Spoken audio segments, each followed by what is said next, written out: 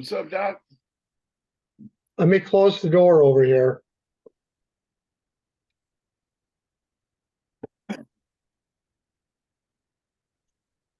So, quick question.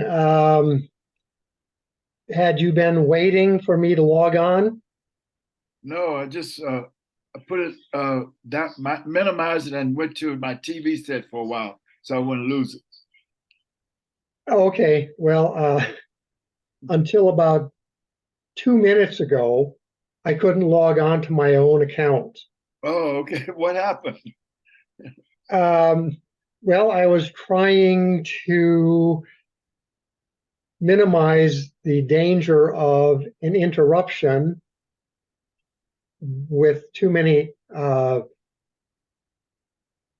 programs running in the background. So I restarted my computer.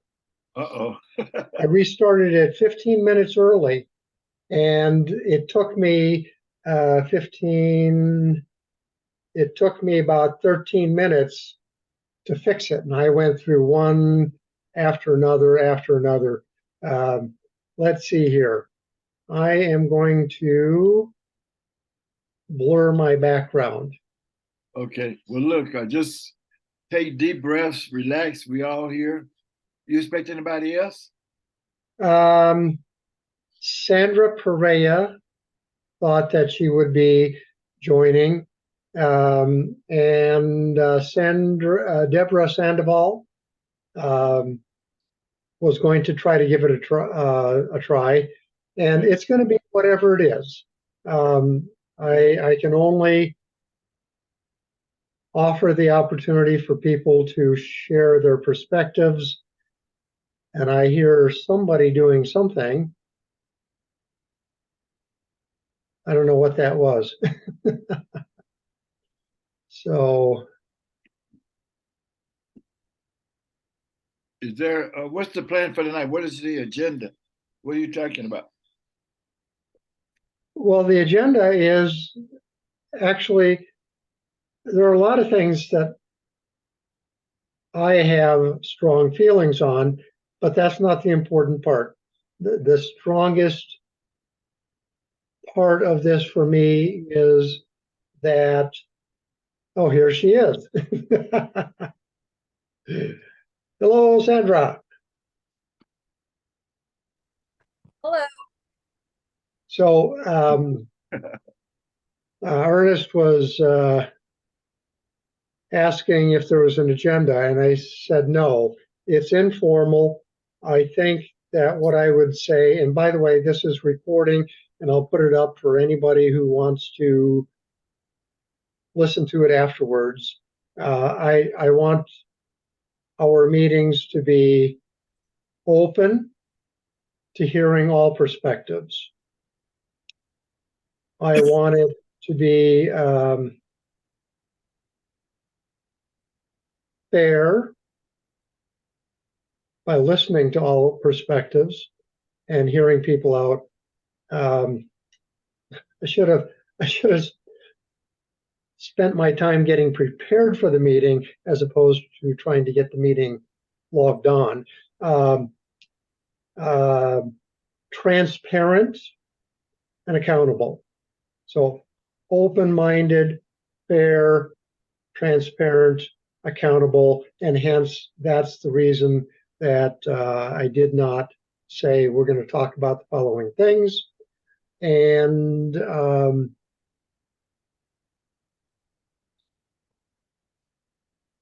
why I'm recording it. So anyway, Sandra, you were the first person to respond and say that you might show up tonight. What's on your mind?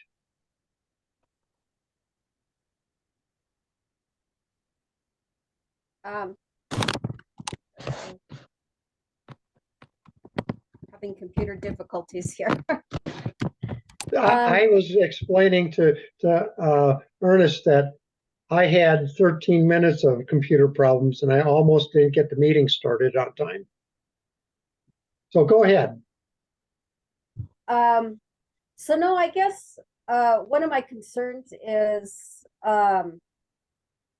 for as much as crime has been in the news as of not, well, not as of late, it's just always been there. I don't know that this council, like, I think we should be able to be doing more to help out the community, um, to make it more, um, find ways, I guess, to be able to invite more of the public. I mean, I think if they knew more about this council, because everybody, even on Nextdoor, everybody comments on the crime, the shootings, the break-ins, but if they could actually come to this meeting and provide some solutions and give us more information, um, than we would already have, I think this uh, council would be thriving, uh, more so than it is right now. That's just my opinion. But we do need more input from all different sides of Southeast, from the east to the west. I agree. And there are some things that I would suggest that we investigate and embrace, but I'd like not to guide the discussion towards my preferred solutions. What sorts of ideas do you have? And how about you, Ernest? Let's see. Thank you, Sandra, for expressing your point of view. I've been a part of this organization for several months. I don't think it's been quite a year, maybe 8 or 9 months or so. And I've attended maybe at least a half a dozen meetings in that 8 months or so. When I first got on board, it was just intriguing to me to see there's a attempt to bring together community and police, law enforcement, and the caring community to interact, figure out ways to bring more, well, improve the well-being, the safety, the security of the community. I may have had too much of high hopes.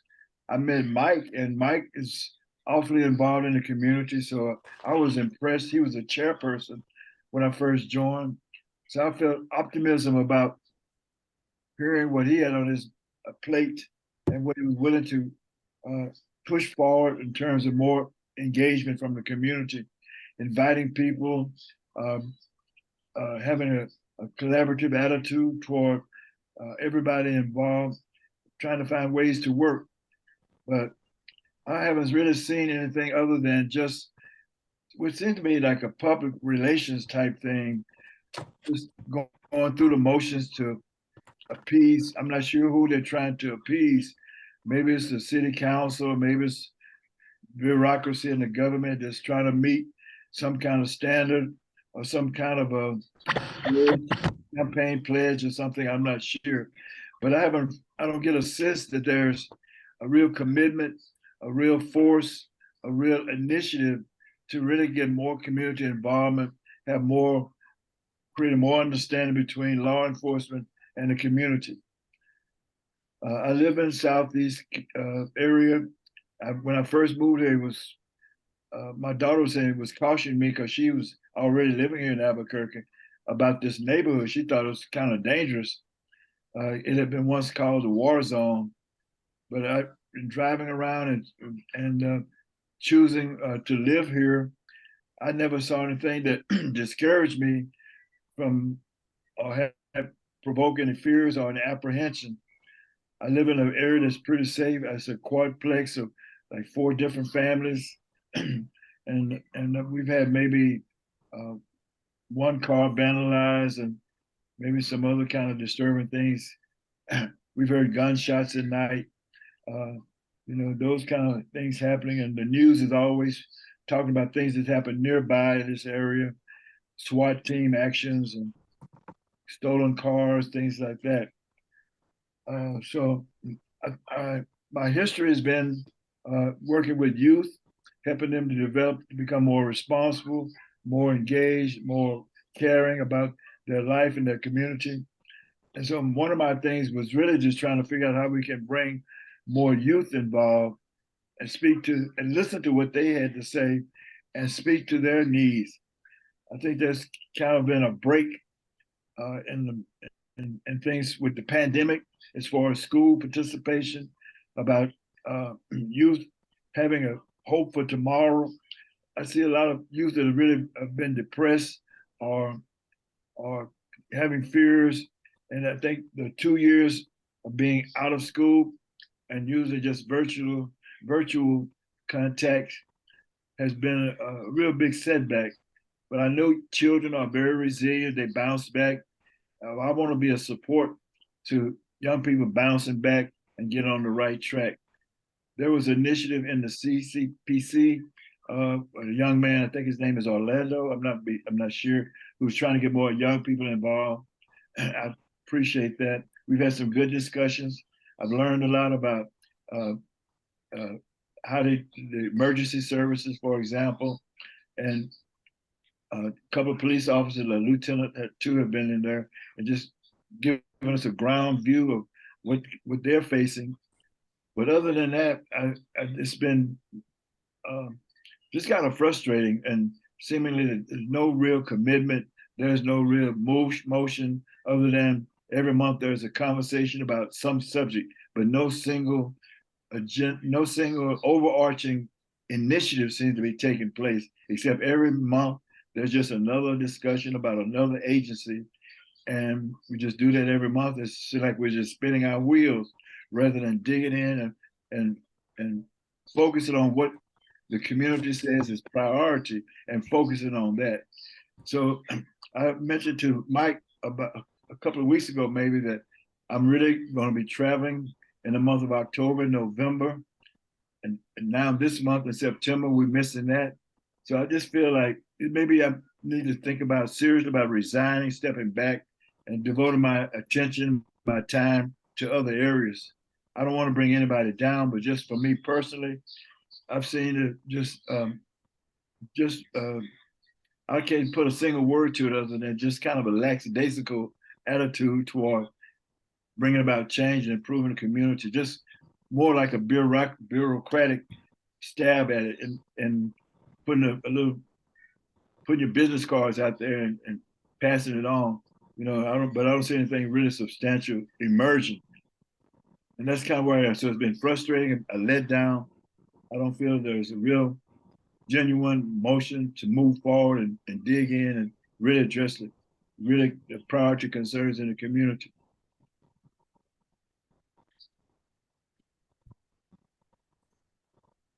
Mike, have you spoken to Commander Langwit as of late? Not as of late. Okay. Have you? I have not. Um, they weren't available. We had our neighborhood association meeting last week, and they didn't show up. I know they're extremely busy because they're understaffed. Um, but I wonder, because normally when he comes to the meetings, he brings like a monthly update of what they've done or statistics or something.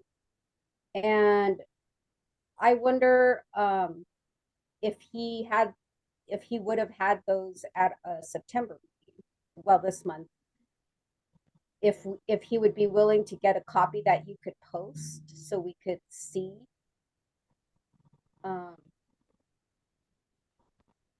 I will, well, as I said, this is being recorded. I'll put it up on the YouTube playlist, and I'll send a link to Commander Langwood with a time tag for this particular moment, your question, and see if he would be willing to do that.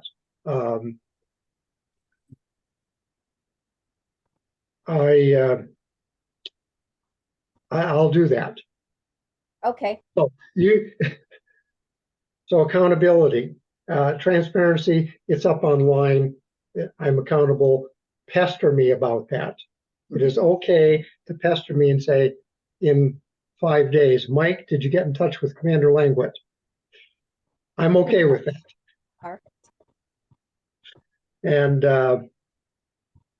yeah, he used to do. Did you participate in the monthly meetings back in a year ago in the fall?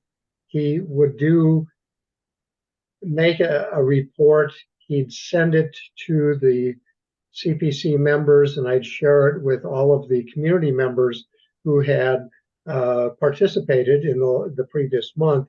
And he felt like he was not getting constructive feedback, that he would spend a lot of time preparing a written report so that we could look at it. I think it was like 10 days before the meeting, and that he was hoping that would encourage greater engagement, more questions from the participants. And I think what he wanted was more suggestions or recommendations from the community. And I believe it was probably about December that he said, I'm just not going to do it anymore because I'm not getting the kind of feedback that I need.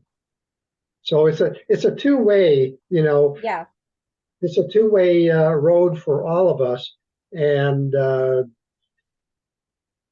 I will follow up with them. Well, because I mean, I had positive interaction as an example today. I was at the Weimar on San Pedro and Eastern that's located in Elder Homestead. That's been an eyesore covered in graffiti for at least 3.5 years now. So I got a call from code enforcement that they and APD, the PRT, were going to be there to clear out the homeless and the encampment that had grown there. And so I went to meet them, and we were there probably about a good hour, I would say. I got to speak with one of the officers, APD officers that was there. I got some pretty good inside, information about what they're going through. And they really do need community involvement. There's just so many different things they're trying to attack from different angles. And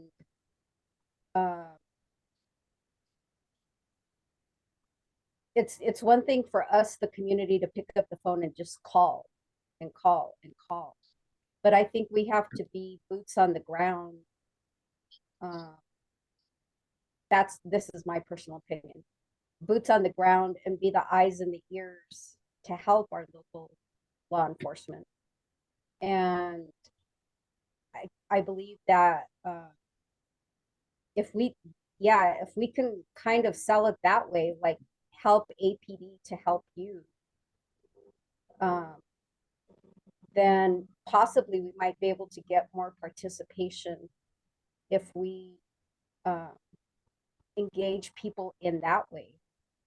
I know when we have our neighbor Elder Homestead meetings, we try to encourage people to go outside and walk their dogs more, and look out for your neighbor, go around your house and pick up garbage, or things like that, so you could see what's going on outside your door.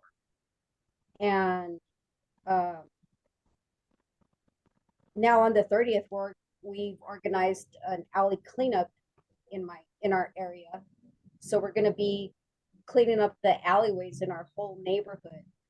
And because of my conversations today with APD and solid waste and code enforcement, I had let them know that there's graffiti all along the alleyways now. It's becoming more and more. And so I told them, I would take pictures of it to see if any of it's gang related. People are just doing what they call art, I guess. But they volunteered to come and walk with us to take the pictures themselves. And I thought that was a pretty generous thing to do, given, that their busy schedule and such. So yeah, I think interaction with the residents is extremely important. Um, I need to take more notes as I go along. Please let me know by email or voice or text messages when you will be doing those. I think life will sort of calm down in the coming week or so. We're past the state fair that I was deeply involved with, helping my wife, past a bunch of personal things that have taken my time. And the alley cleanup, I've wanted to suggest that in my neighborhood. I've done ride-alongs, and I offered to do walk-alongs with neighbors and just walk where they see problems. And I thought cleaning up the alleys is a way to tell our homeless neighbors that the environment really does have an effect not only on our willingness to engage with them, but on their own self-esteem. If they live in a place that's really trashy, you can understand how depressing that can be. And so I've heard from a fair number of people that they're very angry about picking up stuff in the alleys and so forth. And they say, oh, that's somebody else's problem. I'd say, no, let's go ahead and clean it up and see what happens. And especially picking up shopping carts. I tried to work with Walmart national security at the national level about a program to return their shopping carts. And I did that a number of times. And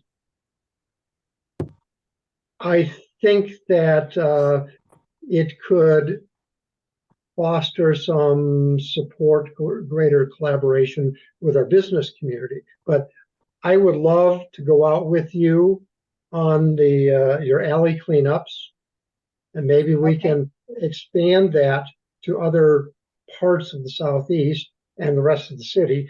I will add two other things. I would like, if you have contacts with the officers and city personnel that you engaged with, if you can get in touch with them, I would like to ask them, how can we best help you? What's the greatest thing, the most productive, supportive thing that we can do that's within our capabilities? What can we do to help you? As opposed to, what do we want you to do? That's calling and complaining there's trash in the alley. Yeah. And what you're doing is helping them. So another thing I suggested in my email earlier today that I would share 3 of the recommendations that I was working on in this past year. And one of them, I developed a mapping app using a freely available cell phone app for both Android and iPhones. It's called GeoTracker. I pay for it now because I want to work with a developer, and I used it not to track where I went so much, but when I got to a place where there was collection of homeless neighbors, I would push the button and say, mark this spot, and then I'd say 5/10 12 shopping carts and about a dozen people. And I would just map that, and I developed that to help with what's called the point in time survey, which is the annual survey of people living on sheltered and unsheltered, living on the streets, no place to stay. And I was developing that to give the teams a better idea where to go to look for folks to talk to them. Because the point in time survey is not a census. It's simply whoever you find, talk to and ask if they'll answer some questions. But it doesn't really count the number of people. Anyway, I need some help from community members, especially with iPhone users, to see how that works on their phones, and then to figure out how to train people on how to use it. And what we can do then is put up the map on a daily basis and say, this is what our neighbors reported on the 21st of September. And it will show all these spots where there were reports of people on the street. So anyway, those were 3 things. I want to join you with the alley cleanup and the walk-alongs. I did a bike ride along with somebody in the right over by Los Altos. And we really hit some of the back streets and documented stuff and talked to officers, talking to people on the street. So I'd love to do a walk along with anybody who's interested. I'll bring my video cameras. We'll take that app and document where there are problems. And I'll get in touch with code enforcement and PRT if you can help me.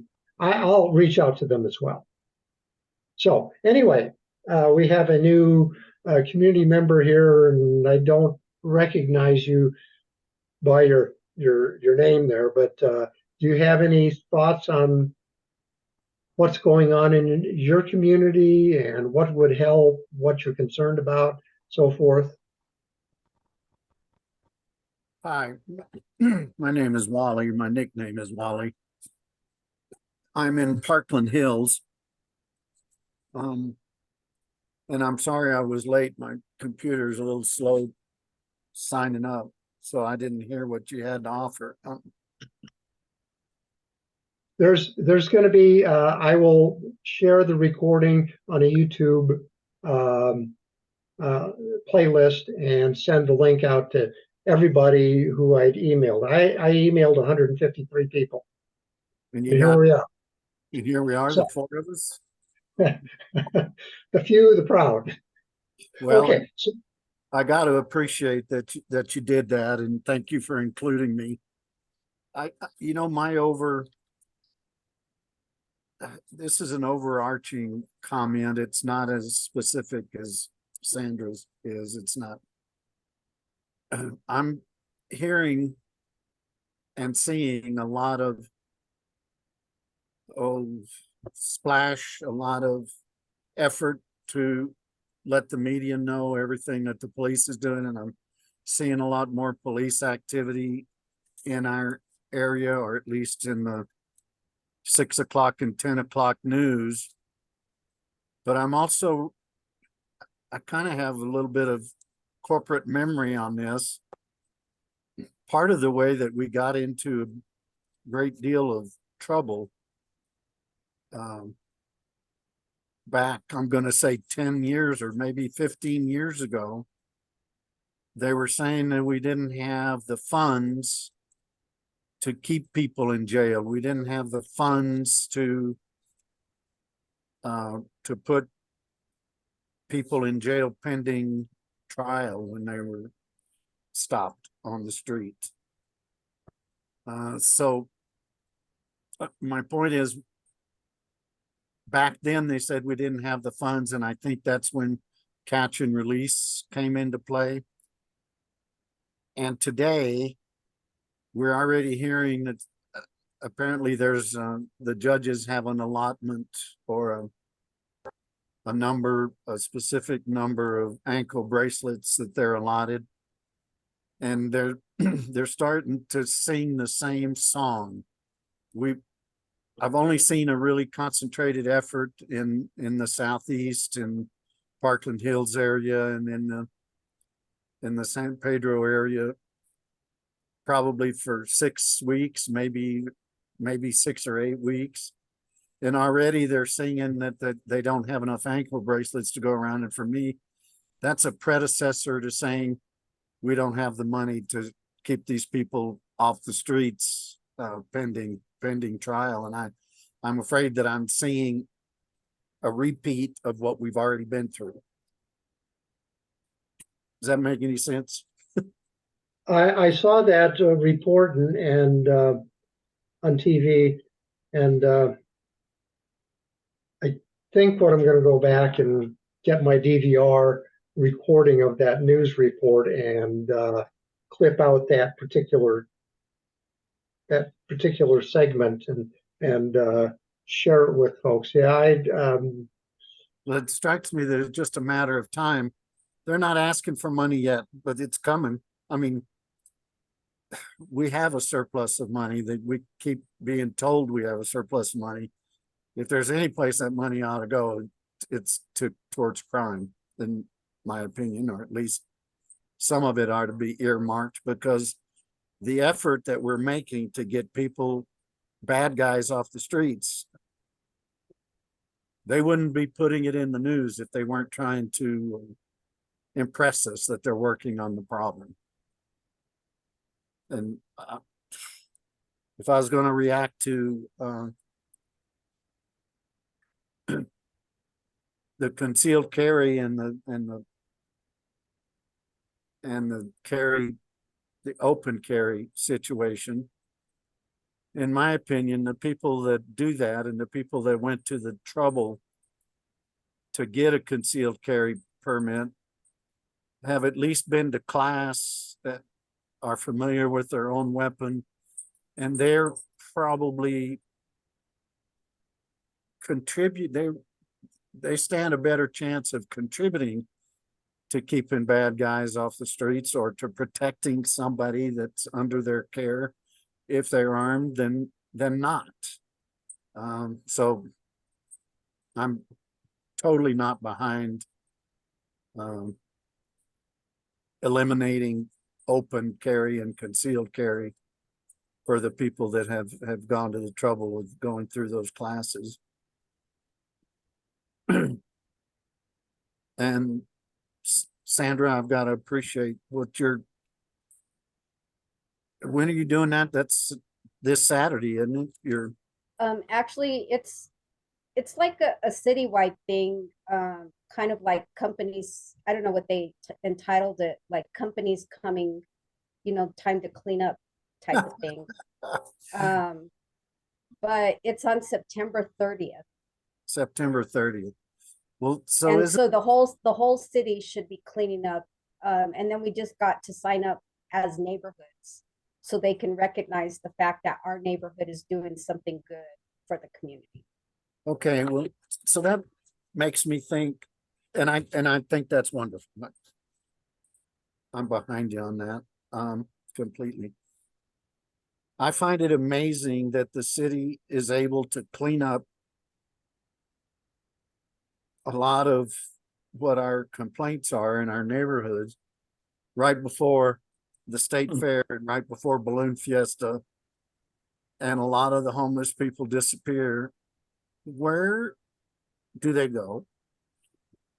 I don't know. But They influx into our communities. they went. Onto the side streets from Central. Well, what are they doing different now than they're doing the rest of the year? Are they not giving them the option? Are they forcing them to, when they have a ride offered to them, are they being encouraged maybe a little bit more to go ahead and get in the van and get a free ride to wherever, if it's the west side? I mean, I'm all about, let's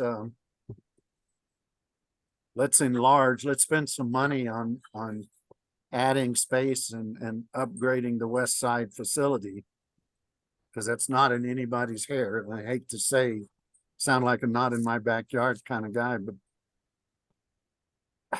that's why we're here. I mean,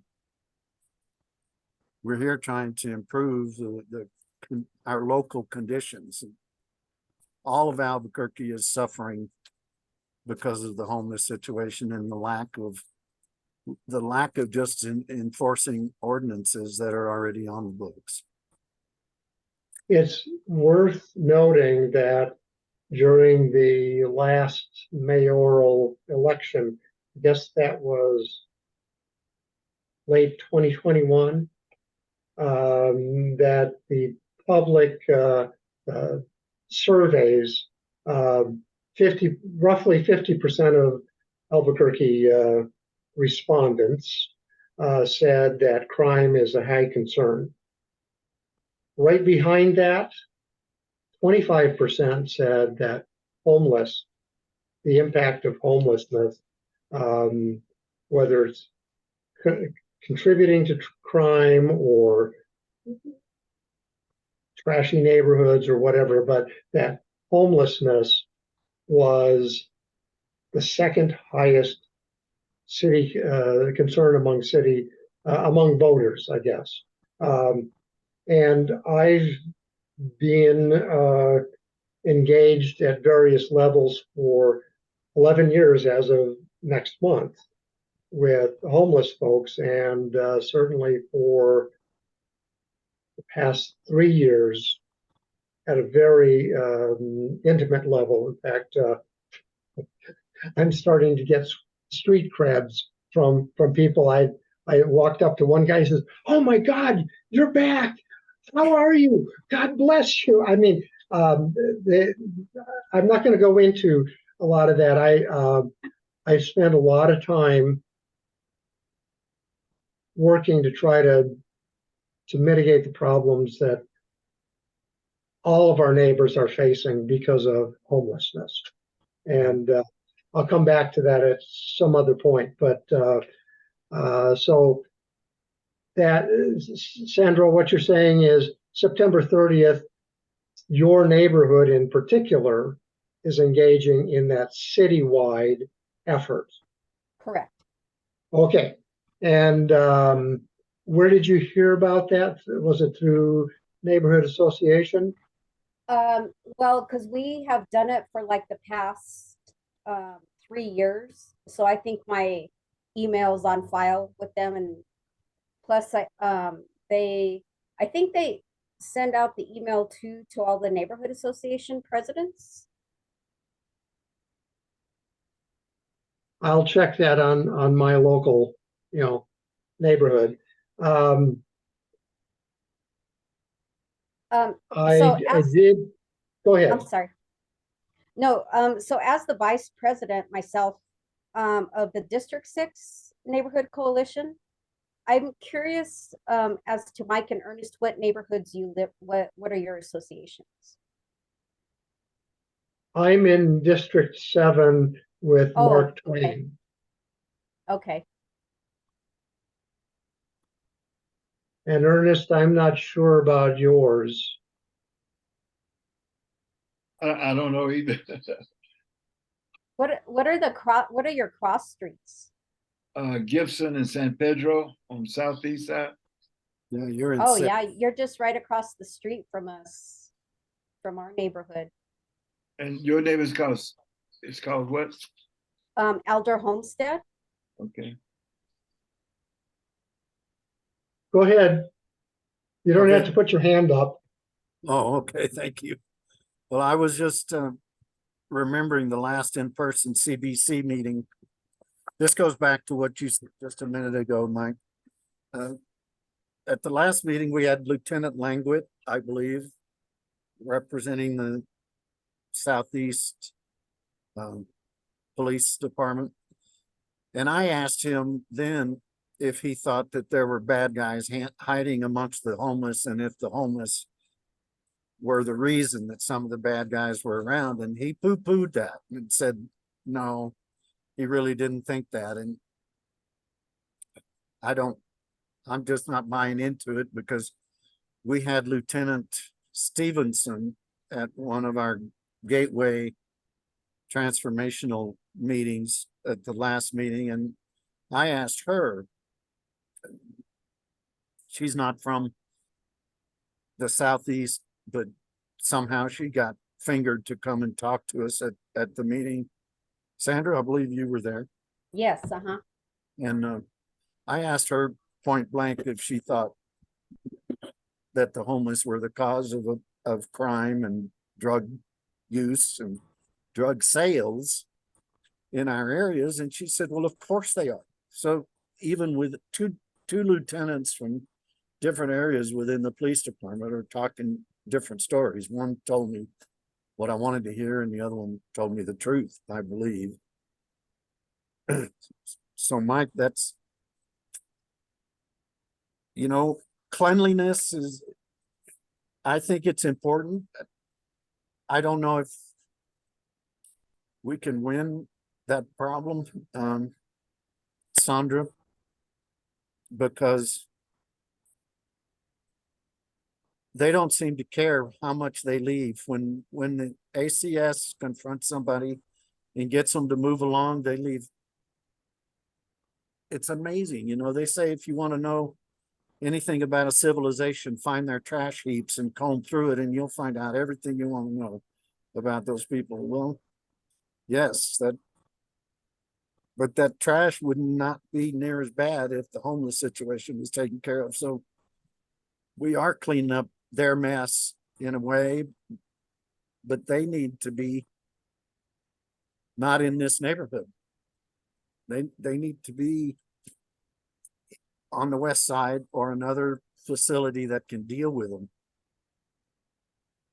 Have any of you engaged with organizations that were applying for or advocating for the safe outdoor spaces? My understanding is there have been 2 of those approved.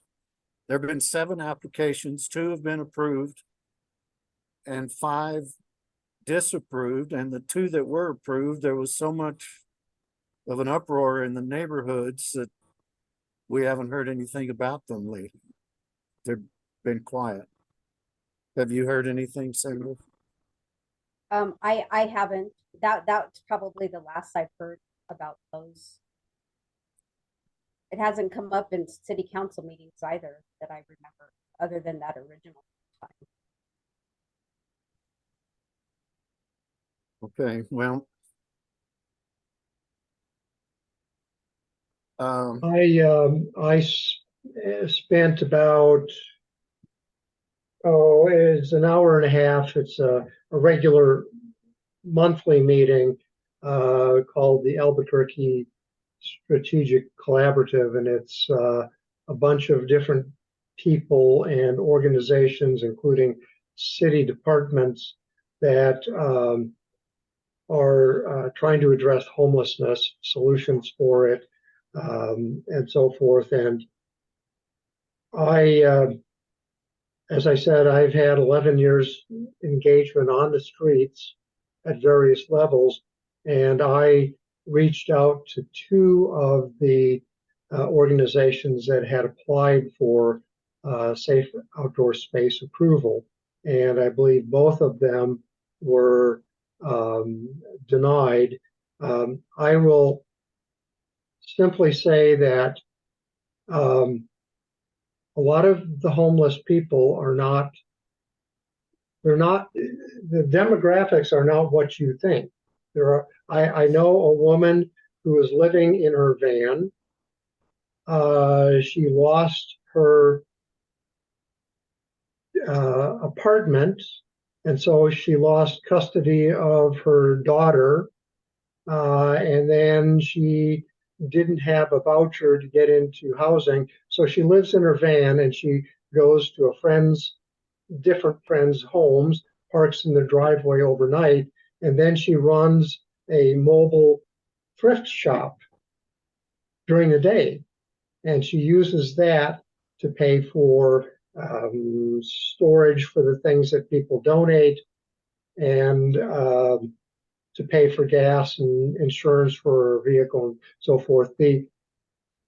What I would like to do, and I'll ask the Strategic Collaborative and the Coalition to End Homelessness if they have some statistics based on the point-in-time surveys. What the different demographics are. You know, you might have a neighbor one day with 2 kids, loses a job, can't afford the rent, they're kicked out in the street, and they do not want to leave their neighborhood. They don't want to leave the school that their kids have developed relationships with. And so I am firmly of the belief, and I will just simply state it, and we can come back to it some other time in some other venue or forum, that I don't believe in it being not in my backyard.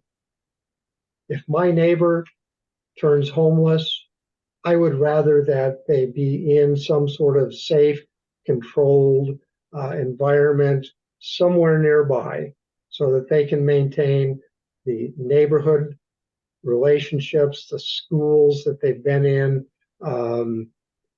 And as a result of having relationships in the neighborhood, they might find more support.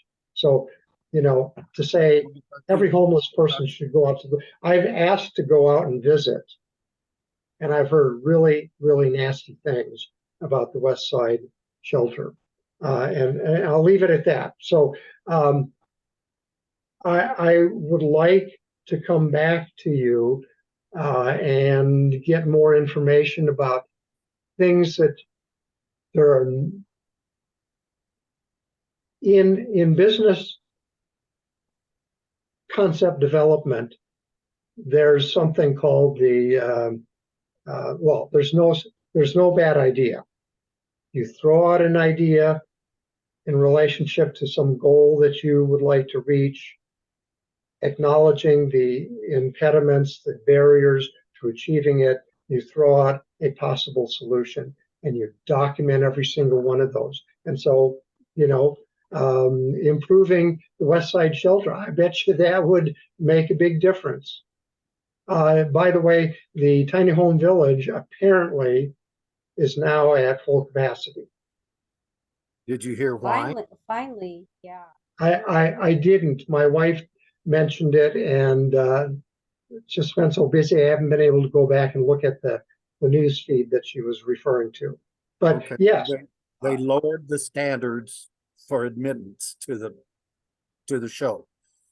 You don't have to be sober or not under the influence to be there. I didn't exactly understand what they did to the fee structure. I think they lowered it to $30 a month.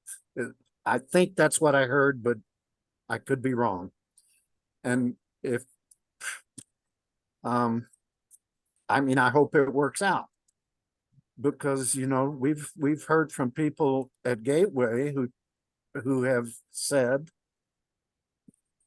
the Christina Parajon, who was heading up that program over there, she said that 45% of the homeless have an alcohol problem, and another 45% have a drug problem, and that the overlap is 30%. If that's the case, Mike, and I have no reason to doubt her,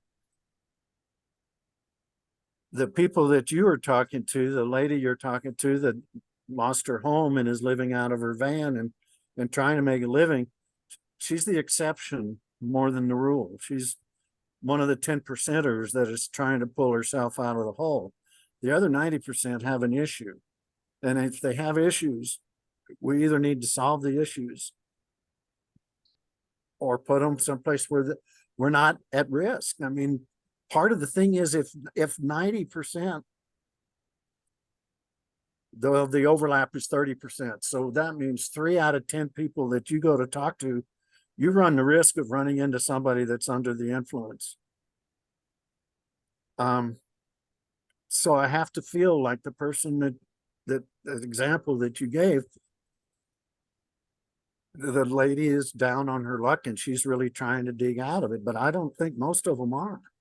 And I think approaching any of them, you So- have got a lot of courage to do that. And is it needed? Yes. So the new person over there at the Gateway Women's Shelter is Chastity Garcia. And she took over from Christina Paron. So, and there's an open offer to go over and visit. What I'd like to do is get more data and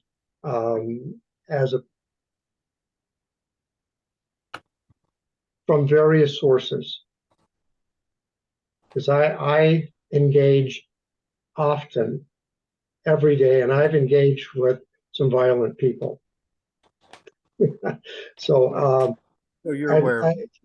and so what we can do is get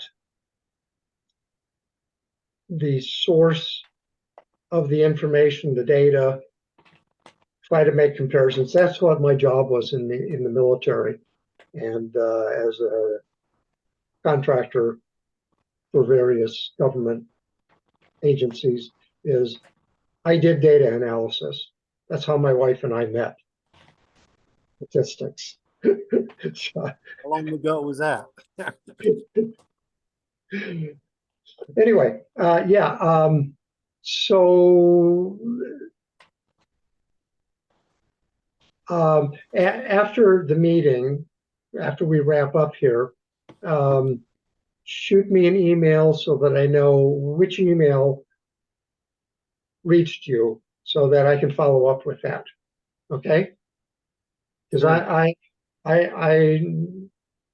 it breaks my heart. I know exactly what you're talking about because I talk to those folks and I tell them I understand what it means to self-medicate, but I do it at home with 2 beers, 3 beers. And I rarely give them money because I know some of them will go out and buy fentanyl, some of them will go out and buy booze, and I give them food. I give them the food. 6 to 12 people a day. I talk to them. So I'd like to get more information, different people that you've talked to. If we can draw a chart of what contributes to homelessness and what the impact is of homelessness.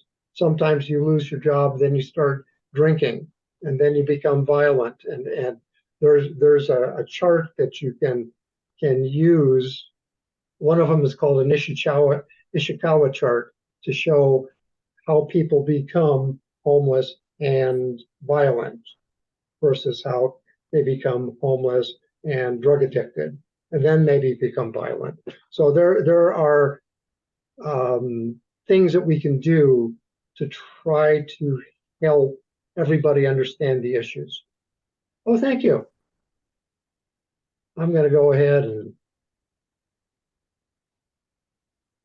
save that in. There we go. I've got that. Thanks. You bet. Anyway, Sandra and Ernest, you've been quiet for a while. Your thoughts, and I tell you what, anytime you want me to, button my lip, just go ahead and say so. I'm okay with that. This is about me hearing you out. Well, I can talk, but I don't want to take away time from Ernest if he has something to say.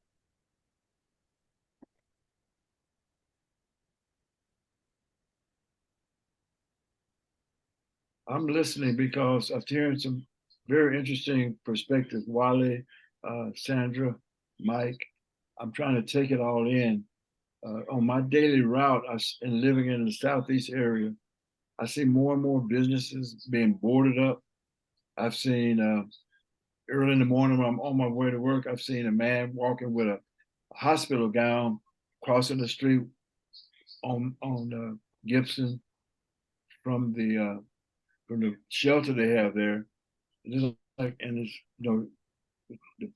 his all back is out and he's walking the streets. And I said, did he escape from there? And just seeing businesses leave and close down, it's a chain of effects. And I'm hearing what Mike is saying, how the chain, if somebody loses their job, they try to self-medicate, they become desperate, they become depressed. It gets deeper and deeper and deeper. And not all of them are from job loss. It could be mental illnesses or breakup in the families or whatever. So I'm, I'm trying to look at the roots and look at what's the source. I'm trying to go upstream and not just downstream and pick up bodies and trash, but go upstream and see what we can find as the source and the roots and the basis for this. I'm sure there's some commonalities, and we can look at those. We can cut off that supply that's coming downstream in terms of vandalism, crime, drugs. It just didn't come out of anywhere. And I don't think people make those choices out of free will to harm themselves, So it's the results of trauma, of intergenerational trauma, even abuse, all these things. I'm not trying to make excuses for people, but I want to see how we can get to really fixing it rather than putting band-aids on cancer. Let's look at how we can cure cancer. And that's where my heart is. And it may not be the right time or place for it. There's only 4 of us here. We can't change the world overnight, I know. But we need to start looking and pointing out leaders and holding their feet accountable to dealing with not just the public relation or superficial or the after effects, and look at the causes and the roots and try to address those effectively more and more. And I'm going to zip my mouth too. I'm pretty sure from what we have learned at Gateway, at the transformational neighborhood meetings that we've had over there, that's what they're attempting to do, is provide a place that the people can get some help. But it's a drop in the bucket compared to what they really need. It's a drop in the bucket to what we really need to be able to help 1,500 people. And it's not gonna, 1,500 people or however many it is tonight are not going to be helped by Gateway alone. It just can't do it. Which is why, I mean, I understand Mike bringing up the safe open spaces. They manage to, there's not near as many of them on the streets in the wintertime either. And I'm sure they're all gearing up for that, because here it comes. Happy solstice, by the way. The homeless people being on the street, I think, is the biggest problem. How can we get them off the street and give them the help they need? Well, we need a facility that is big enough to handle all of those people. Maybe not all at once. Maybe we need 2 or 3 facilities. But Gateway is only, even at its even if they do what they plan to do, I think the most they can handle in a overnight situation is maybe 200. I know they're supposed to have 50 women and 50 men. They have the ability to deal with 50 women and 50 men now. And they want to have several different resources to offer people, and there are 7 different tenants in there, I guess, that can provide, but then there's not a way in the world that they can deal with 1,500 people all at once, even if we were able to gather everybody up that hasn't, let's say it's half of 1,500, let's say it's 750 people that have a problem. And I'm just swagging, I'm silly wild goose guessing. If they could handle 750, that's not everybody that needs help. And so I can see them helping possibly up to 50 people a day running through the resources that are there. We have so many problems. You know, you're exactly right, Ernest, that getting to the root problem would be the biggest help to us. And determining that, there are people that are a lot smarter than me that are working on determining the root problem, but the root problem is that they're outside without, they either don't want to, well, a lot of them possibly are so addicted that they want to be near the resources, but they don't want to use the resources until it's the last measure, the last thing available to them. If they fall down in the street and they find themselves in a resource, then they'll use it. But they cherish their freedom. They cherish being outside also. I mean, so all of these factors. I've heard that from some of the folks that I've talked to, that you know, it's, yeah, that's true. Yeah, they don't like to be, they feel like when they're in an institution that they're incarcerated, and that goes the wrong way. And maybe it's in part because of their addiction. But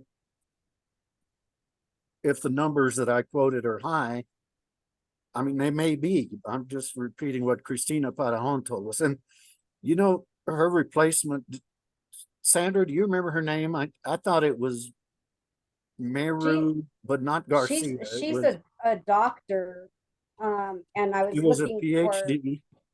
yeah, Yeah. PhD, and I was looking for my notes.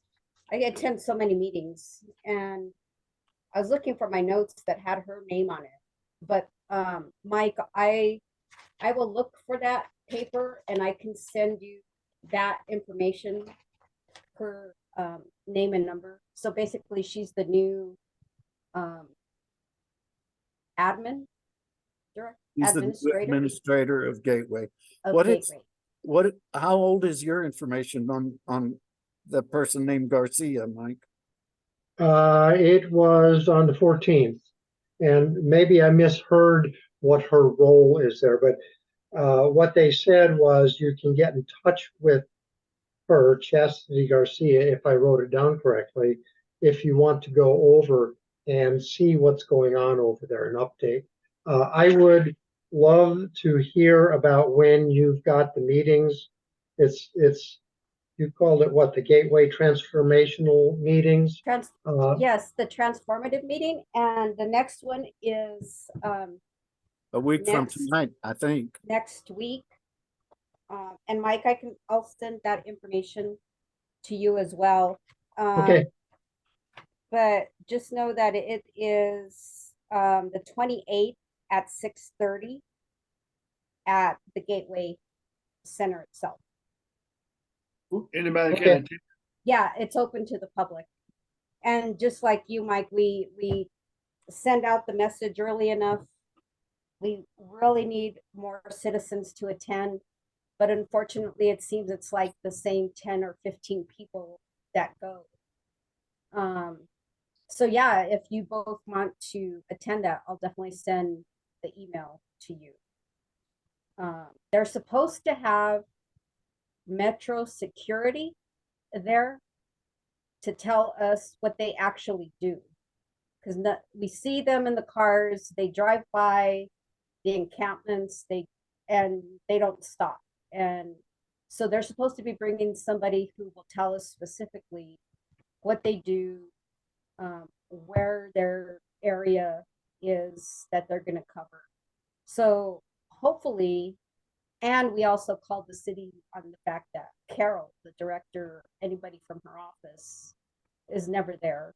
So hopefully we will have more of a showing of the city employees who run or who are responsible for the gateway as well. I will reach out to a contact that I made, 7 days ago, with the Albuquerque Friends, the Quakers, and they do outreach on the streets and had some very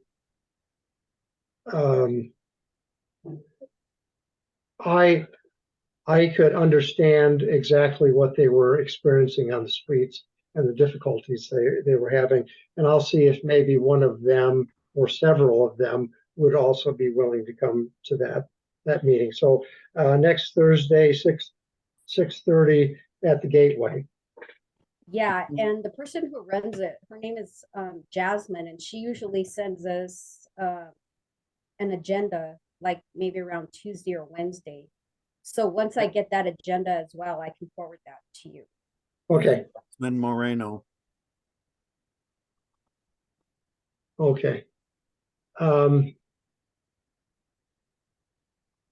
then in kind of bringing it back around to what we can do to help APD with this council, what our board of District 6, what we're trying to do, what we're going to be doing now is there, especially after my experience today at the Weimar, we are going to be building a spreadsheet of business owners or property owners who have just like disappeared, especially the businesses that are boarded up that keep attracting the encampments, residential homes that go unchecked because they're renters and the owners are out of state. So we're going to be, that's a hefty goal that we're going to try to reach. So we can start putting pressure as a D6 coalition, start putting pressure on the owners of the property, because the city can only do so much because it's privately owned by a business. Are you familiar with ADAPT, abandoned? Yes. And okay. So I will offer this, that if you want to have make that spreadsheet accessible, as part of the transparency and accountability, from my perspective, I'm more than willing to host that on Google Docs, Google Drive. I've done a bunch of stuff on Google Drive, and if you'd like to, I'll try to figure out how to make that more accessible to community members, business members, and so forth, to make it, a document that's hidden from everybody might not be very helpful. Can I offer one thing in response to Wally, right? Right. Yeah. Do you recall when the discussion was we're going to put the equivalent of the Gateway, build a building over, what was it, west of UNMH? Yes. Yeah. And I said, why are we trying to make one place, the only place for everybody in the city to come to get help? I said, get your, it's not called Vitalent, it used to be called United Blood Services. They would have the mobile blood donation vans, buses, essentially. Go ahead and make up a bunch of those and put your mental health support people and legal aid support people and housing support people in one of those, and have like 3 or 4 of them, and just send them out all around the city on different days. Say at the corner of Coors and Central, we'll be here on Monday, Wednesday, and Friday. And then over at Gibson and Montgomery, we'll be there Tuesday, Thursday, Saturday, and make it so that people don't have to come around to one place in the city or try to get on the buses to get to Gateway to get services. I offer this only because I don't think that we do a good job of brainstorming. And like I said earlier, in business development, you say, what goal do we want to reach? What's keeping us from getting there? How do we think we can address that impediment, that barrier? And then document all of the suggestions. Mine would have been, let's not have one place, whether it's a Gateway or whether it's west of UNMH. Let's have buses go out there to various places in the city and say, we're here Tuesdays, Thursdays, Fridays. And you would have some different suggestions. I mean, if we have 50 people, we'll probably have 150 different solutions, and then we can evaluate those and say, which ones are the most cost effective? How can we get them in action? How can we know whether they're working or not? And stuff like that. So I'm always trying to solve, despite what some people think, I'm not always trying to cause problems. I'm always looking for solutions to problems that I see. And I'd like to document those online where people can come and say, well, you didn't think about this. You know, there's that 30% that are both drug addicted and mentally ill, or whatever that statistic was. So getting the conversation going is what I would like to promote. And with that, I'll zip my lip. Well, I like that. I think having a couple of buses in each one of the, northeast, southeast, northwest, southwest would be a start. But I think that just like we have, or we're gonna have, or we're working on having Gateway here, we need an equivalent of Gateway or 2 in every one of the quadrants of the city. In other words, I wish UNM had not pulled out of their offer to use their land. I think that's centrally located. And there's quite a big area there, and the access is good. And it's not residential, so it wouldn't affect. There aren't a bunch of people living right there to have to deal with it. I'm not, maybe your point a while ago, you were talking about safe open spaces. Maybe I think it would be a nightmare to run any of those and to open any of those, and that I'm not sure that the people that actually won the bids would be able to do everything that the RFP calls for, the request for pricing or procedure or whatever that stands for.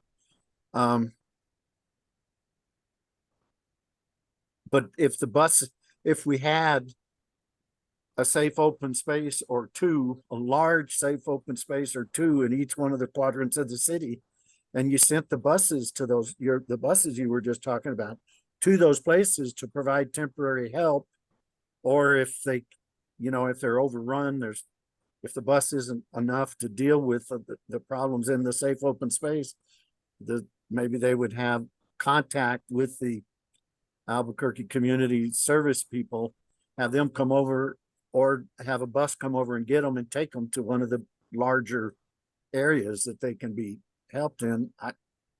Those are grand ideas. They're really grand ideas. Well, let's get them down on paper. Well, it was your idea. You write it up, brother. Amen. Well, that's why But I, but I like it. I mean, it's going in the right direction.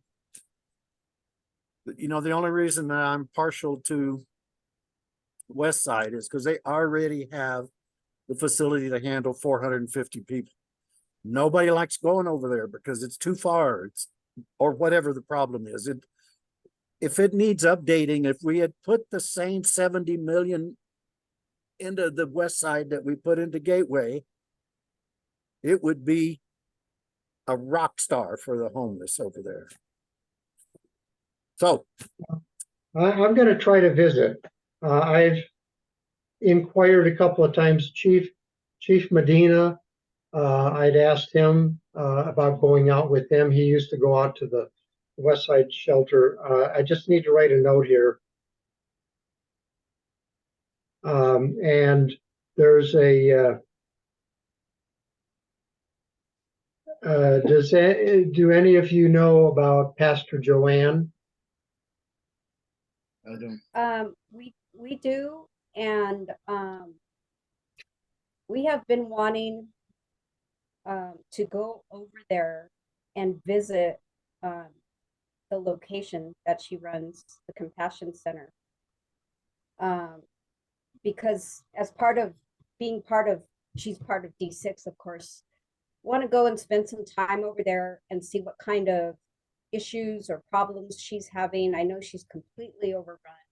She's probably overworked, to see what kind of help the city is giving her, because she is part of our D6. And so our board is wanting to give kudos where it's due. And if they need our backing or a letter from us to the city, we want to start having the backs of the programs that are already working, in addition to trying to make sure the ones that are starting up, like Gateway, are run correctly. And so we're working, but on so many different prongs that we've got going on. But that was high on our list because she is doing a lot for the homeless community. Well, I'm on, not recently, but I was on very intimate terms with them. Just go over there and ask Sean who Ugly Mike is. And he'll say, no, that's Handsome Mike. But I have been over there often, and I thought I was going to be able to pull up her cell phone number. I've got her in my contacts, and I have her email, and I kind of know their schedule over there. Even if you go over there when she's engaged with something during the day, there are enough people that you could talk to get a sense of what's going on. Sean's one of them. Okay. Turtle is another one. That's his nickname, Turtle. What is the name of that place? Compassion Services Center. It's at the corner of Trumbull and I can't think of what the In the far southeast or yeah, it's about town. It's about 5 blocks east of Louisiana Okay. on Trumbull. And you won't have any problems knowing when you're there. It's if you're heading east, it'll be on there's the church there, the Albuquerque Interfaith Bible Church.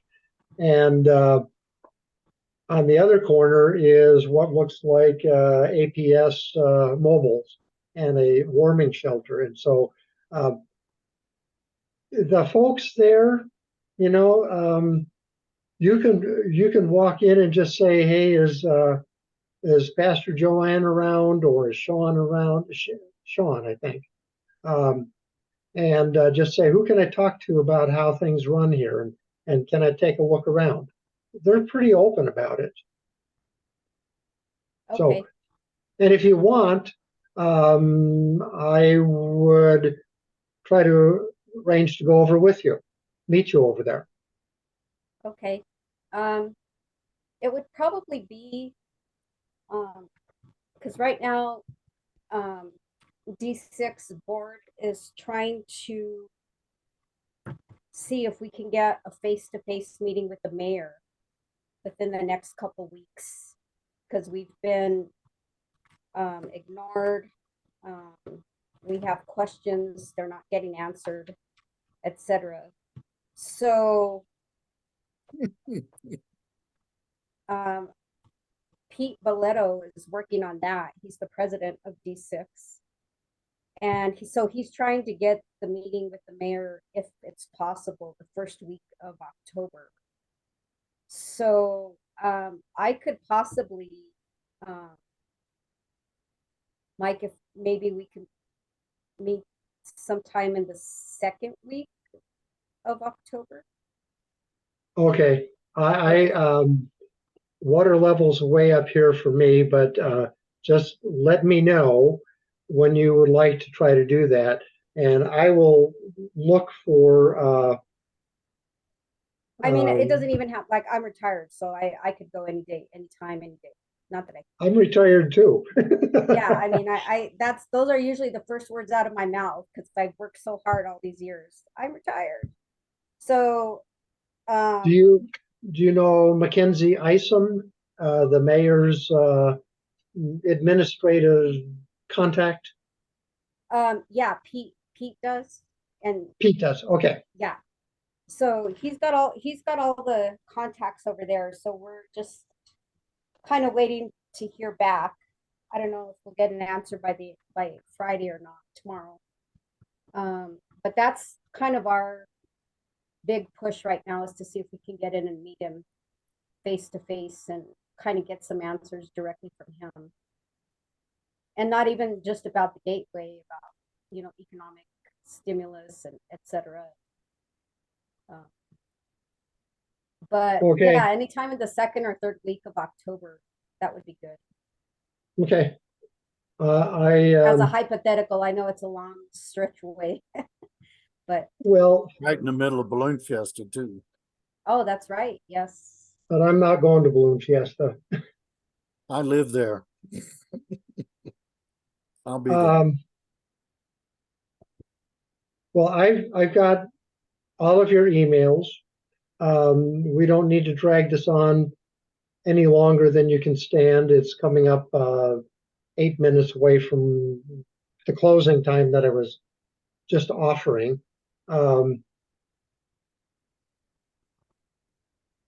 Mike. I appreciate your Yeah, Mike, I just want to say I appreciate the opportunity for us to brainstorm together. I think it's been very productive. There are a few things that resonate with me more than others. But I think it was right for us to delve into the connection between homelessness and crime and see the interrelationship and the dynamics, and one feeds to the other, perhaps. I also appreciate examples of the walk-alongs and the alley cleanups. Those are some practical, everyday things that we can all practice in some way or another, and spread the good word about. Also, I'm learning more about Gateway. I plan to be at that meeting next Thursday to see even further what's happening. I hope the thinking of the planners and the city fathers and mothers wasn't just build this one place as a cure-all, but I'm hoping there may be some intention to learn from that model and see that it become a model, and then take the best practices of that. It may take 3 to 4 years to develop a sense of what really works there, and then replicate it to other parts of the city. I think could be the best kind of scheme, rather than putting all the eggs in one basket and say that's it, and it's only serving 200 people, but you can serve 4 times that many if you had one in every quadrant. And also, what resonated with me was the example of the mobile services going to the homeless in a systematic way. there's a program in Dallas Dallas, Texas, which is my home, where I volunteered for. It's called Our Calling, and they are out there 7 days a week. You might want to look at their website. The only thing that kind of gives me the tremors is that they're faith-based, and they may be trying to attract people based on the religion, but they provide outstanding service. They know the back of the city, back and forth. They know where all the homeless live and where they migrate. I've ridden with them on weekends where they go find people, and they keep a record of them and track them and get to know them better, building relationships with them. So I think What's that the may be name of that? called Our Calling in Dallas, Texas. I also think another thing I would love to look into further, the Compassion Service Central. Sound like an outstanding work that's going on. So all these kind of things have resonated with me, and I appreciate you calling us together. I'm happy to meet you, Wally and Sandra. Thank you for participating and helping kind of fire me up a little better about possibilities for the future. So I'm looking forward to seeing y'all on Thursday, and maybe in the future we stay connected. I can find other ways we can connect. But I just want to say thank you to everyone. I'm gonna have to close out. I got to get up early in the morning, but thank you so much. I appreciate Thank you, Ernest. hard work. Thank you. Let me Peace say out. one more thing to you, Ernest. You want to go to the west side of the gateway, Okay. and there's a guard shack there. And you tell him you want to go to the neighborhood what is it, Sandra? It's the Transformation, transformative meeting, Okay. neighborhood transformative meeting. Is that Okay. yeah. the gateway yeah. And they'll Okay. say, do you know where you want to go? And in your case, you might say no, but it's the center meeting room. Okay. Center. There's a meeting room right smack in the middle of the building, and Okay. it's a pretty good hike from the west side, a couple Okay. hundred yards maybe, or Thank you 100 for- yards. Okay. But anyway, go to the west side and tell them why you're there, and they'll sign you in, log Okay. you. All right. Thank you for that. I needed that guidance. Y'all have a good night. Peace You and love. too. Thank you. So long, Ernest. Okay, I Thank you. plan to, I'm gonna put that down in my calendar, and I'm gonna skip the Valley CPC meeting next Thursday to go to this. Yeah, I mean, you could go once and, see what it's all about and who shows up this time and, the problems that we keep bringing up over and over. And, and then if you want, they have it every month. Do either of you use Nextdoor? Yes. Okay. I have my limited contiguous, surrounding neighborhoods that I can post to, but maybe we can start posting in various sectors of the Southeast and get a little bit of momentum and see if we can't create I know that in the Southwest they created a special group. I can't remember what they called it, but you didn't have to live in the Southwest to get notifications from them about events and so forth. I was going to share the information about this Zoom meeting tonight on Nextdoor, but the day got too busy and I didn't want a lot of really angry people.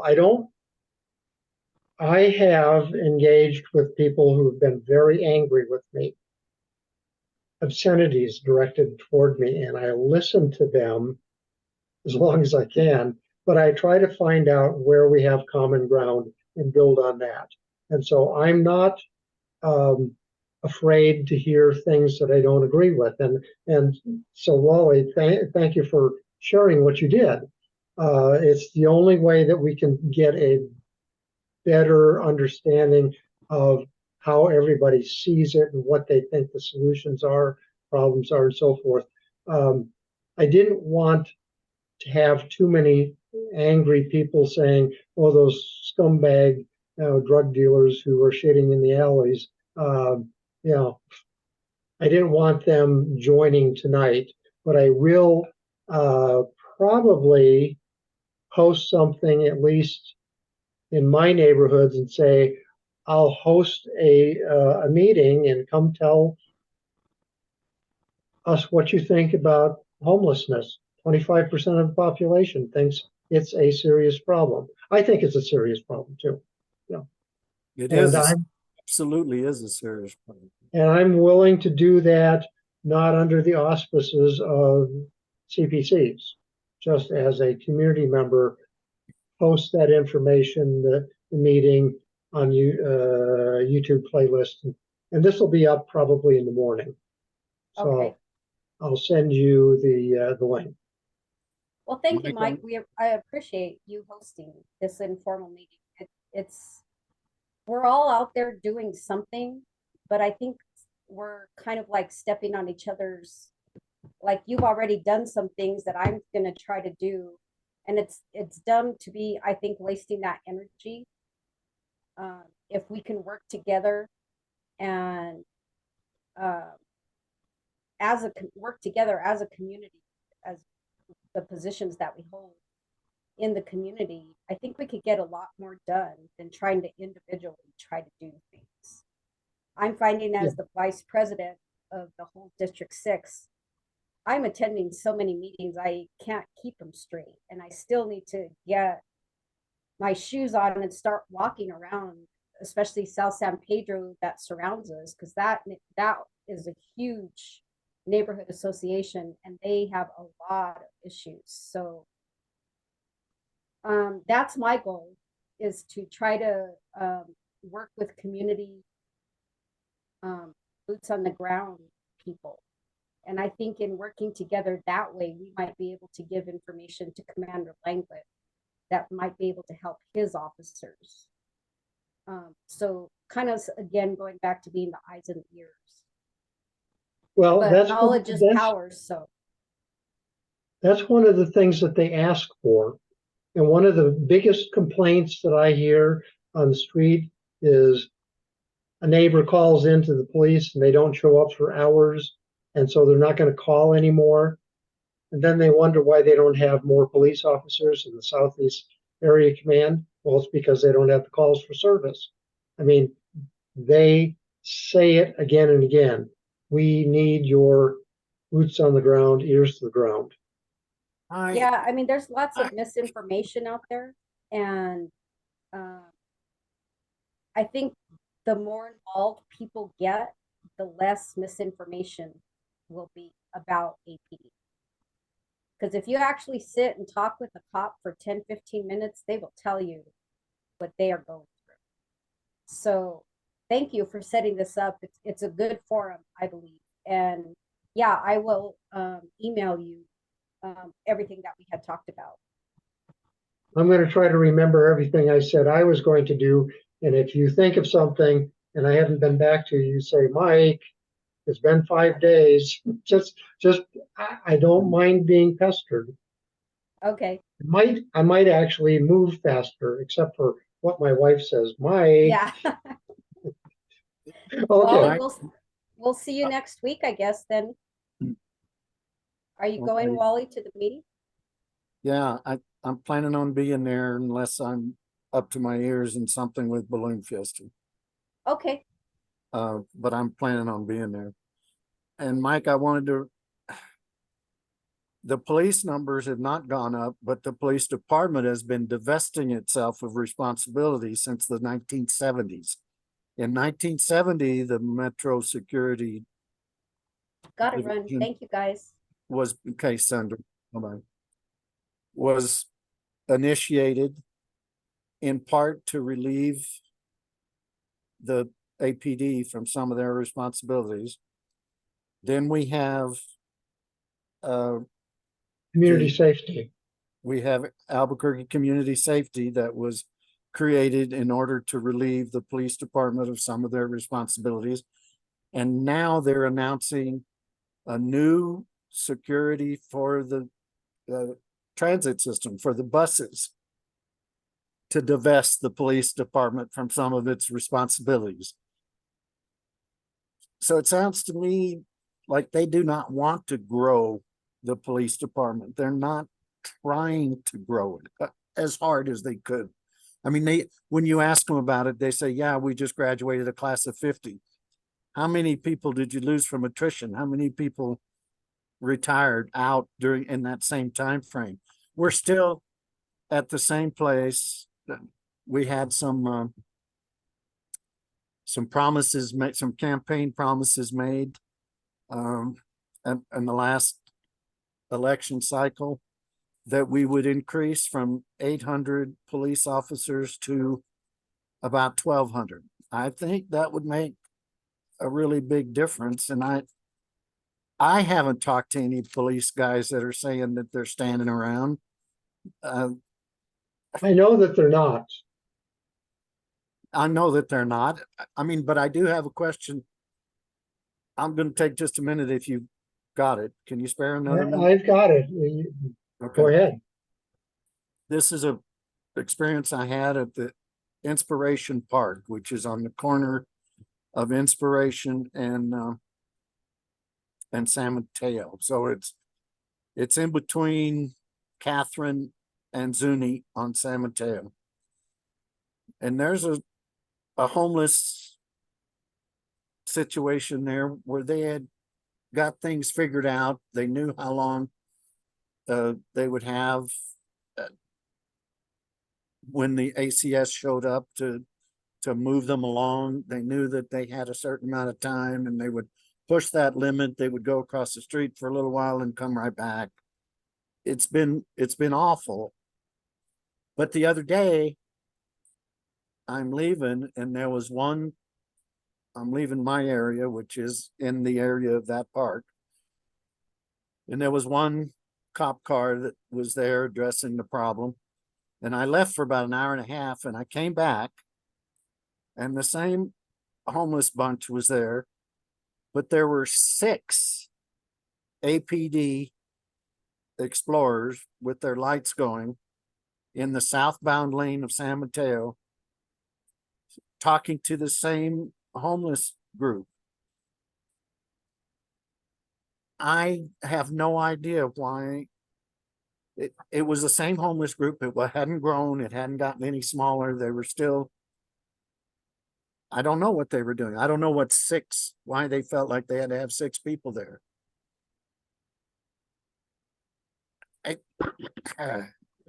Part of I feel like when I dial 911, I've been around the block enough times, and I can tell you have. I can tell by your white hair. You've been around the block enough times. When you call 911, you have a damn good reason for doing it. And you should be listened to as one of our senior citizens. If you call 911 and say you got a fire going, all they ask you is where it is. And they dispatch somebody right away. Now, if you try to call 911 for a crime, they want to know if the crime is in progress. They want to know if you filed a report yet. They want to, in other words, you get. There's an inefficiency of their time. I dealt with that several years ago when I made a recommendation about improving their APD, ABQ Police mobile app. Right. It was a great resource. I typically got responses not on 911 calls, but on sort of routine. There's some guy laying on the sidewalk. I don't know if he's alive or dead. Right. I reported that with the app. I got a phone call in less than 2 minutes. It was great. But the problem with the app was they go through all of these questions where they could simply say, is it this kind of a report? Does he have a weapon? Is somebody bleeding or, going to lose a life? All those questions, well, you could just tap yes, no, yes, no, yes, no, and explain something, and it would say, oops, we need to call him in 1 minute, versus we'll call him back within. My average response time was less than 7 minutes on that app. And I've called 911 quite a lot. And I have lots of stories about those. Please, sir, don't approach him. No, I'm going to follow. He's at this corner. He's at this corner. He's doing this. Please, sir, don't go anywhere close to him. Lots of stories about calling 911. Right, But right. go ahead and finish your story. I'm sorry, I jumped one track over, took a hard right. Well, no, I mean, I guess I don't feel like we should be triaged by a 911 operator as to the seriousness of our circumstance. Now, yeah, I don't want people to start making bogus calls either. You know, if I call, I can imagine a situation where you call 911 and you have 12 people call 911 and you get the cops off to one part of town so that you can go rob a store in the other part of town, right? I mean, I could see how it could be used as a weapon for the bad guys if you don't do some triage. But I'm at the same time, 45 minutes or even longer. And then, you know, when you, in my neighborhood, 45 minutes is the response time that I've been seeing. And I had my neighbor across the street had his car stolen. We knew where it was. He called the police and they had him fill out a report. It was in the driveway a block and a half away from where it was stolen. They were cutting out the catalytic converter. It was in progress and the police refused to, well, they didn't help him. They called him the next day and wanted to know what the situation was. He says, well, hell, the catalytic converter is gone. The car's not in the driveway anymore. If you had come within 45 minutes, you could have caught him red-handed. Anyway, those stories, I mean, I'm sure you have plenty of them yourself, and you sound like a really compassionate, caregiving kind of guy. And I got to appreciate that in you. And thank you for listening to me. And thank you for inviting me. Well, thank you for coming. I'm glad Sandra responded within an hour saying, I'll be there. Oh, okay. Well, if it had been just you and I, it would have been just fine. I'm not measuring success on the number of people that responded today. In well, a month or so, I hope that there are a lot more people who are willing to engage. we've been with, I have a couple of neighbors that are also very interested, and we've been trying to participate in the Parkland Hills Neighborhood Association. We've been to some gatherings with Sandra, and we've been to the Gateway Transformational thing, mostly because, are you familiar with the IDO, what an IDO is? Yes. Well, the city signed an IDO for Gateway, and they are not complying with the terms of the IDO, and we find out it's too long to get into, but we've been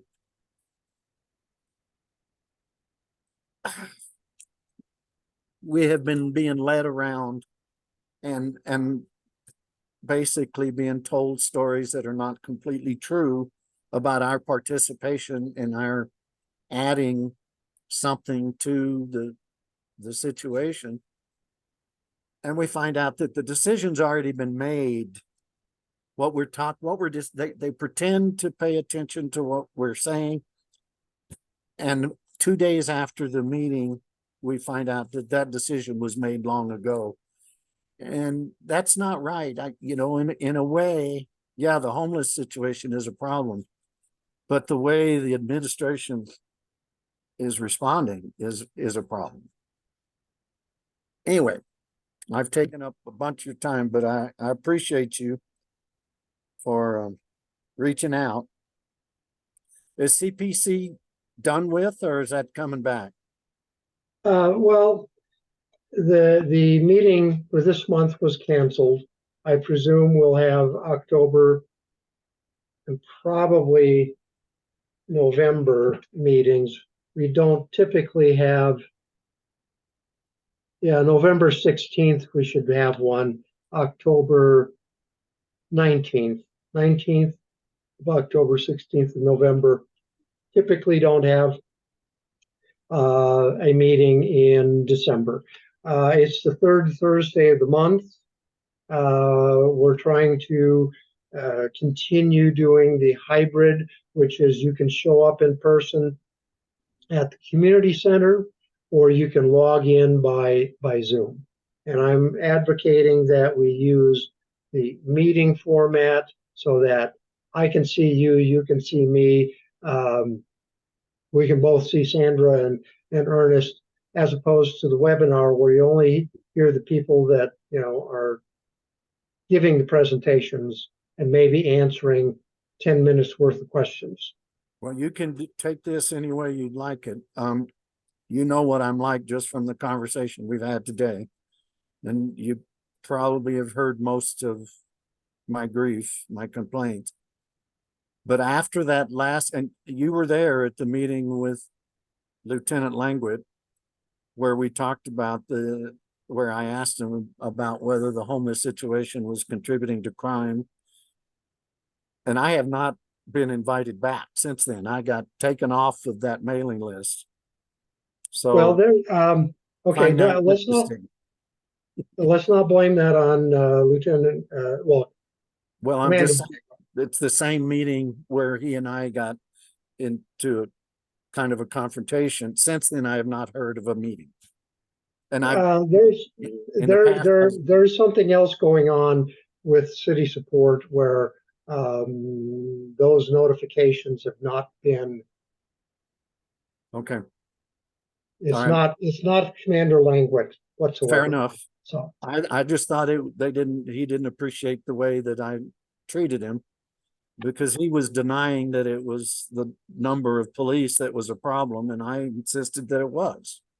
Yeah, well, that's why I maintain the list of past registrants and participants, and I carry that on from back when Ron Hugdewatz was the chair of the Southeast. So, well, I appreciate that, and I've been banned from Nextdoor because of my strong feelings. So, they banned me for 2 weeks, and that was 6 months ago, and I haven't been back just because they won't let me. They took exception to some things that I said, and I was perfectly civil. They just didn't like what I was saying, so they said, and I argued with them for a while back and forth, and they quit responding.